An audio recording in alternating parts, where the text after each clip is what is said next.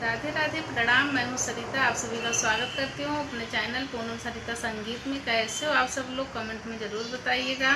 आप सभी के बीच में मैं आज शिव जी का बहुत छोटा सा प्यारा सा भजन लेकर आई हूँ। वीडियो को फुल वॉच कीजिएगा। कैसा लगा कमेंट में ज़रूर बताइएगा। धन्यवाद। भोले बाबा पूछे चिड़ैया से, चिड़ैया से कहाँ गई गौरा मड़ैया से। भोले बाबा पूछे चिड़ैया से, चिड़ैया से कहाँ गई गौरा मड़ैया से।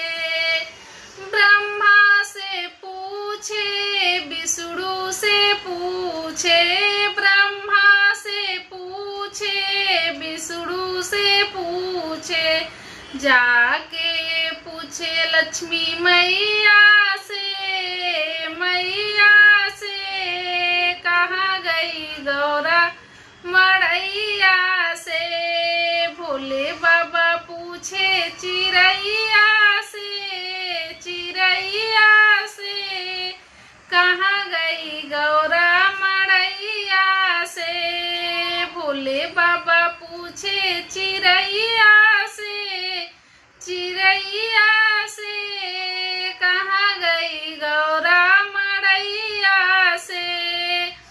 राम जी से पूछे, लक्ष्मण से पूछे, राम जी से पूछे, लक्ष्मण से पूछे, जाके पूछे सीता मैया से, मैया से कहाँ गई गौरा मड़ैया से। भोले बाबा पूछे चिड़ैया से, चिड़ैया से कहाँ गई गौरा मड़ैया से। कृष्ण से पूछे बलिराम से पूछे, कृष्ण से पूछे बलिराम से पूछ, जाके पूछे राधा रनिया से, रनिया से कहाँ गई गौरा मड़ैया से।